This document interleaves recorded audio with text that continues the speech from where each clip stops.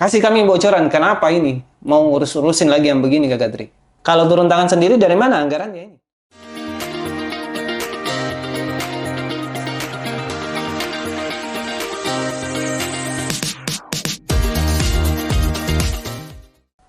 Balik lagi bersama saya Januar di podcast Q1 Solusinya Digital. Hari ini kita kedatangan tamu. Lagi-lagi nih anak muda yang luar biasa, yang banyak memberikan peran-peran penting dalam pemberdayaan. Kita sambut bersama Tri Wahyudi Zainuddin. Saya Kak Tri Wahyu Zainuddin. Tri Wahyu Zainuddin. Zainuddin. Oke, sorry. Dipanggilnya apa, Kakak? Biasa dipanggil Tri, tapi kalau nama lapangan biasanya orang-orang panggil Boy. Boy, jauh nak kurasa. Tri, Jawa sekali kayaknya panggilanmu di. Iya, Kak. Padahal asli orang gua. Asli orang gue. Oke, hari ini mungkin saya panggil Kakak Tri saja ya. Kakak Tri, mungkin kita akan banyak berbicara tentang komunitas yang Kakak Tri lagi geluti dan banyak bergerak di lapangan bersama teman-teman relawan. Yang kedua mungkin boleh bercerita mungkin apa saja yang telah dilakukan oleh Kakak Tri bersama teman-teman relawan ini. Yang ketiga mungkin kedepannya Kakak Tri bersama teman-teman relawan ini punya rencana besar apa sih sebenarnya begitu? Pasti ada goals yang ingin dicapai begitu bersama teman-teman komunitas toh. Oke, baik Kakak Tri. Pertanyaan simpelnya begini. Saya selalu ketika menghadirkan teman-teman ke sini ke podcast Q1, salah satu pertanyaan yang selalu saya tanyakan adalah kenapa mau repot-repot bekerja di komunitas sosial, pemberdayaan, dan sebagainya. Saya yakin Kakak Tri ini punya alasan tersendiri juga. Kita mau tahu. Kasih kami bocoran Kakak Tri, kenapa mau ngurusin ini komunitas apa namanya? Komunitas Turun tangan ya? Oke. Chapternya chapter gua. Oke, Kakak Tri, kasih kami bocoran, kenapa ini? Mau urus-urusin lagi yang begini Kakak Tri? Ya Kak, betul sekali. Oke, jadi sebenarnya untuk kalangan anak-anak komunitas, sering sekali dapat pertanyaan-pertanyaan yang seperti ini. Iya, benar. Kenapa mau terjun di dunia relawan, padahal tidak digaji gitu? Iya, betul. Iya Kak, jadi kalau menurut saya pribadi Kak, ini juga sesuai dengan teori ekologi bahwa seseorang itu akan dipengaruhi oleh lingkungannya, akan dipengaruhi oleh apa yang terjadi pada lingkungannya. Dan saya tidak mau, kalau nanti misal di masa depan, ya kita mempunyai kualitas SDM yang begitu-begitu saja. Dan saya percaya bahwa dengan kegiatan-kegiatan sosial ini akan meningkatkan kapasitas seseorang, sumber daya manusia. Itu yang pertama Kak. Yang kedua, pernah waktu jalan-jalan ke, kalau tidak salah di ini, daerah Petrani, sempat berhenti di lampu merah. Saya lihat, ini anak jalanan sekolah jika atau tidak. Itu yang menimbulkan rasa-rasa, kayaknya harus ada kegiatan-kegiatan sosial ini deh. Nah, ternyata setelah searching, ada komunitas yang saya dapat, namanya Relawan Pendidikan Indonesia. Itu komunitas pertama saya. Panjang perjalanan ya sampai sekarang di turun tangan gua. Di turun tangan. Simpelnya begini Kak Akbar.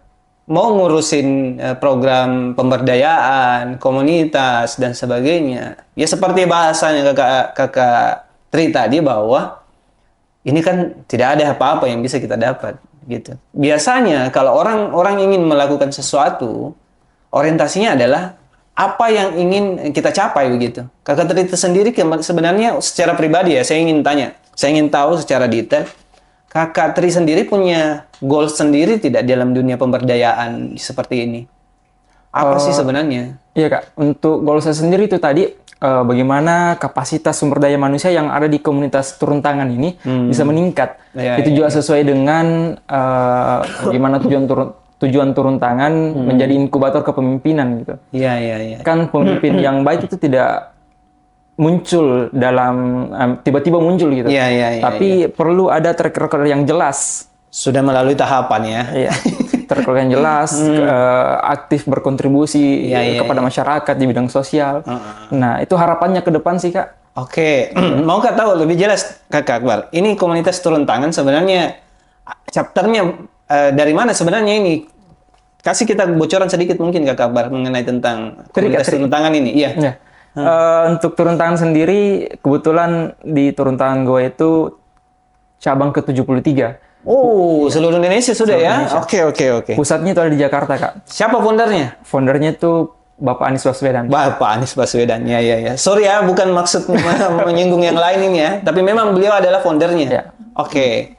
Jadi salah satu chapter yang ada sekarang adalah di Kabupaten Goa dan Kakak Tri ini sebagai koordinator begitu Koordinator. ya. Oke. Kasih kita informasi lagi Kakak Akbar, sudah berapa relawan yang ada tergabung dalam komunitas ini Kakak? Untuk di turun tangan gua sendiri sudah ada 70 lebih 70 teman-teman lebih ya sudah yang bergabung. bergerak ya. Oh. Cerita sedikit Kakak Akbar, awal mula dan kegiatan apa saja yang sedang dilakukan oleh teman-teman relawan sekarang? Oh iya Kak, jadi turun tangan ini kan punya 5 fokus orientasi. Ada pendidikan, Ya. Lingkungan, kesehatan, edukasi politik, dengan sosial kemanusiaan. Oke. Untuk di turun tangan gua sendiri itu kita fokus kepada pendidikan dengan sosial kemanusiaan. Oke. Untuk program andalannya itu ada yang namanya turun tangan mengajar. Ya. Turun tangan mengajar, bagaimana kita mengedukasi adik-adik yang ada di pelosok. Ya. Tapi bukan itu fokusnya. Fokusnya adalah bagaimana kita juga berdiskusi dengan pemuda-pemuda desa yang ada di sana. Ya. Karena banyak komunitas-komunitas sosial yang bergerak di bidang pendidikan, ya datang ngajar. Hal yang dilakukan itu sama dengan guru yang dilakukan sama guru. Iya. Itu kan ya gurunya tinggal misalnya kita 4 hari jadi datang ini, Mbak. Itu kan perlu dievaluasi lagi bagaimana kegiatan kita bisa tepat guna. Nah, jadi kita selalu ambil acuan itu isu jadi pemicu. Contoh misalnya Kayak kemarin isu yang selalu terangkat di anak-anak SD, kan yang target kita adalah anak-anak SD. Oke. Sekolah dasar ya? Ya, sekolah dasar. Biasanya di anak-anak SD itu marak kasus bullying. Jadi karena isu bullying selalu diangkat di berita, bahkan ada yang bunuh diri gara-gara bullying, makanya kita edukasi tentang bullying. Itu kan saya kira lebih berguna daripada kita mengambil alih peran guru di sekolah. Karena kita cuma 4 hari.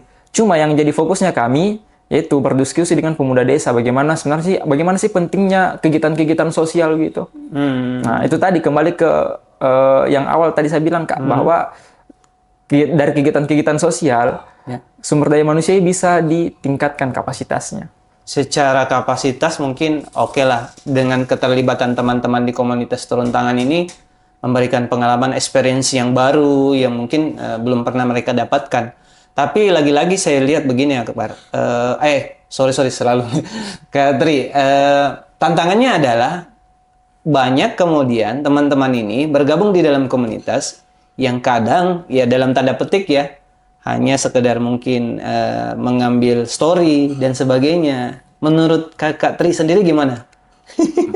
Berat juga ini. Iya Kak, itu yang jadi tantangan sih sebenarnya. Apalagi untuk para ketua, ini yang jadi biasanya jadi struggle gitu.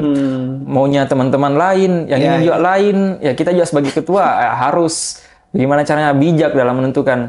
Kalau menurut saya Kak, hal-hal yang seperti itu ya tidak masalah, karena itu akan kembali kepada pribadinya sendiri.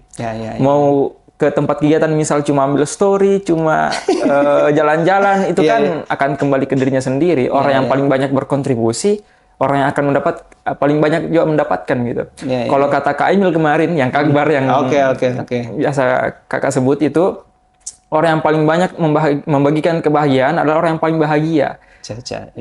Oke. Saya sepaham dengan itu Kak Tri. Cuma persoalannya adalah ini pertanyaan sama yang saya sering juga sampaikan kepada teman-teman. Di komunitas turun tangan ini kan pasti ketika berkegiatan membutuhkan yang namanya dana, membutuhkan yang namanya bagaimana fasilitas-fasilitas yang akan digunakan ketika berkegiatan dan sebagainya. Kalau turun tangan sendiri dari mana anggarannya ini? Kalau turun tangan sendiri Kak, kita biasanya cari dana sendiri. Mandiri? Ya, mandiri. Biasanya juga ada donatur. Ada donatur juga. Oke. Seperti apa itu misalnya? Biasanya ada komunitas lain yang punya misalnya komunitas pengusaha yang kita kerjasama, bilang kami punya dana kolaborasi ya, bagaimana kita bisa berkolaborasi. Oke. Pernah tidak mengajak pemerintah atau mungkin stakeholder tertentu untuk bergabung dalam kegiatannya Kak Tri? Kalau mengajak kalau mengajak secara langsung, secara formal belum pernah Kak. Tapi untuk keterlibatannya, alhamdulillah selama kami berkegiatan di pelosok itu selalu didukung. Bahkan staf desanya turun juga, ikut kerja ngajar. Ambil bagian begitu ya. Oke. Jadi sejauh ini tanggapan mereka bagaimana sih sebenarnya? Ya alhamdulillah selama berkegiatan selalu didukung Kak. Kalau misal ada teman-teman relawan yang datang selalu difasilitasi, bilang di sini saja tinggal. Ini ada sedikit untuk konsumsinya teman-teman. Namamu itu satu ekor ikan begitu. Asli Kak. Oke, baik.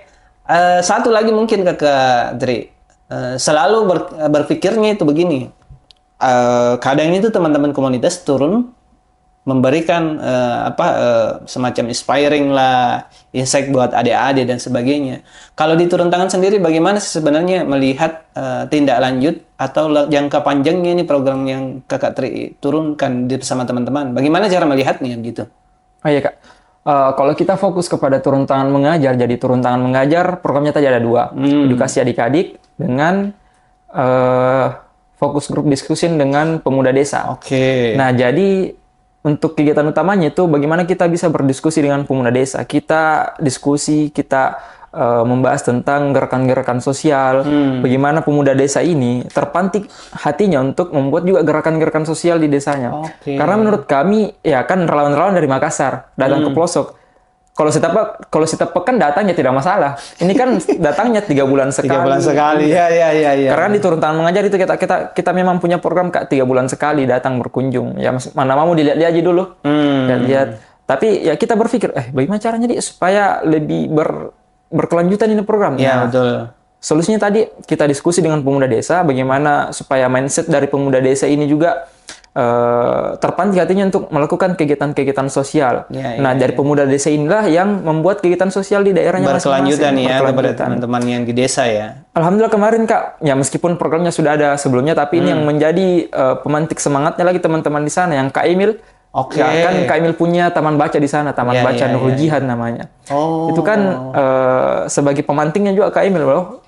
Ternyata banyak di Kota Makassar yang dukung kegiatan-kegiatan yang seperti itu. Iya. Maksud saya begini Kakak Akbar, ini sebenarnya bukan suara pesimis ya Kakak Akbar ya, Kakak Emil, Kakak Tri. Aduh, salah saya menyebut nama ini. Jadi begini, Kakak Tri, kadang ketika kita berkomunitas itu selalu dinilainya, apa tonji itu pemuda, tidak ada tonji yang bisa dilihat begitu. Bagaimana kalau menurut Tak sendiri Kakak Tri? Orang-orang yang bersuara seperti ini sebenarnya bagaimana menurut Tak? Belum merasakan Kak, asli Kak, serius. Begitu nih? Dulu sempat bilang, kenapa masih mau Kak terjun jadi relawan nih? Paling ini banyak sekali hektikan yang lain gitu. Kenapa gitu. masih mau? Ternyata itu tadi di sini ada bahagia yang tidak bisa dijelaskan. Pada saat kita berbagi, ya itu tadi orang yang paling membagi kebahagiaan yang banyak, dia juga akan mendapatkan banyak kebahagiaan. Gitu deh. Salah satu untuk mencapai kebahagiaan untuk sesi-sesi kali ini sebenarnya itu banyak memberi kebahagiaan juga. Kak. Iya. Oke. Iya. Kalau ada juga yang bilang, tidak terlalu berdampak, justru yang sedikit-sedikit itu yang worth it saya kira Kak. Gitu tidak perlu megah, tidak perlu terlalu bagaimana. Intinya think big, start small, act now. Iya. Itu slogannya turun tangan. Iya. Selalu bilang begini Kakak Tri. Kan ini teman-teman sudah bergerak di lapangan gitu. Boleh tidak kasih kami cerita sedikit momentum di mana benar-benar Kakak Tri sendiri merasakan bahwa ternyata sejauh ini ya kita bergerak dan sebagainya bersama teman-teman community di turun tangan ini. Ada tidak kondisi-kondisi tertentu Kakak Tri sendiri merasakan ruhnya bergerak di lapangan itu seperti apa begitu? Oh iya Kak, kembali ke program yang turun tangan mengajar yang tadi. Iya. Kan alhamdulillah kemarin sudah 2 kali dilaksanakan. Di awal kami datang itu kita lihat, adik-adik ini kenapa kayak pesimis, terus ditanya mau jadi apa dek? Petani. Mau saya jadi ini Kak, yang kayak polisi, tentara, yang pekerjaan-pekerjaan yang pada umumnya. Ya, pada umumnya. Oke. Jadi ya kita atur RPP, rancangan program pembelajaran.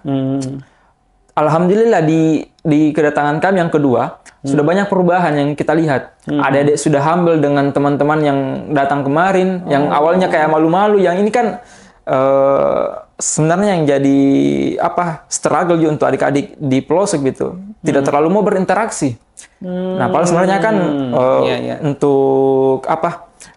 untuk menunjang itu semua harus banyak relasi gitu Kak. Ada pendekatan ya. Pendekatan dengan orang lain gitu. Iya. Nah, alhamdulillah pas kedatangan kedua, adik-adik langsung datangi. Bilang, Kak, belajar apa lagi nih? Nah, luar biasa. Nah, alhamdulillah ada respon positif dari adik-adik. Oke. Terakhir mungkin begini, Kakak Tri. Ini pertanyaan yang normatif juga sebenarnya. Kakak Akbar sendiri, tadi saya sudah bertanya bagaimana goals bersama teman-teman di turun tangan gitu. Ada tidak impian terbesarnya Kakak Tri ini yang ingin dicapai sendiri bersama teman-teman komunitas ini? Kedepannya mau seperti apa sih sebenarnya gitu? Kedepannya sebenarnya Kak cuma mau lihat semua orang peka terhadap kondisi sosialnya. Iya. Itu sih Kak. Mau membuat orang sadar akan kondisi sosialnya. Saya belum tanya ini masalah lokus yang pernah Kakak Tri sendiri turun di mana saja? Lokusnya di mana saja? Lokasinya di mana saja? Iya.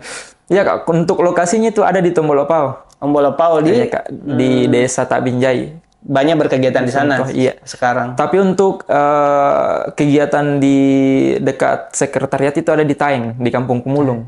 Kampung Pemulung. Di mana? Di Taeng? Iya Kak, Jembatan Kembar, belok kanan masuk. Nah, ada di situ Kampung Pemulung. Sering ke sana di situ itu. Kemarin Kak sering-sering waktu observasi. Jadi kurang lebih ada 100 kakak di sana. Anak-anak banyak di sana? Banyak Kak. Bahkan kemarin data yang kami dapat itu dari 20 anak-anak yang kita temani cerita-cerita, 9 diantaranya itu putus sekolah. Aduh. Putus sekolah, ada juga yang, jadi kita cari tahu dong kenapa bisa putus sekolah ini. Nah, ada memang yang karena orang tuanya yang tidak terlalu peduli tentang pendidikan, tapi ada juga sebagian yang gara-gara finansial. Nah, ini kan miris sekali sebenarnya sih Kak. Aduh. Itu cerita yang butuh saya tahu nanti ke depannya ke Kak Tri. Nanti kayaknya di sesi selanjutnya saya harus gali itu. Oke, baik. Saya masih ada punya satu sesi lagi Kak Tri.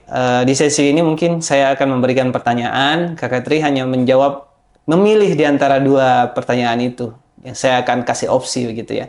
Oke, di kamera ini ya Kak Tri ya. Oke. Pertanyaan pertama. Instagram atau TikTok? Instagram. Iya, milenial banget ini kayaknya. Individualis atau sosialis? Sosialis, iya. Masyarakat atau diri sendiri? Masyarakat. Mementingkan masyarakat ya, oke. Terakhir, podcast atau talk show? Talk show. Iya, enak di talk show kayaknya. Oke. Baik, terima kasih Kakak Tri. Selalu salah ini. Terima kasih Kakak Tri atas waktunya, dan buat semua teman-teman, jangan ragu untuk terus berkarya. Kita support lah dimanapun teman-teman berada ya. Paling tidak hari ini kita ngobrol di sini, ini adalah salah satu bentuk bahwa kita di Kios 1 juga mensupport segala bentuk kegiatan teman-teman di luar sana. Oke, jangan lupa terus saksikan podcast Kios 1. Jangan lupa komen, share, dan subscribe pastinya. Terima kasih, sampai jumpa di sesi selanjutnya.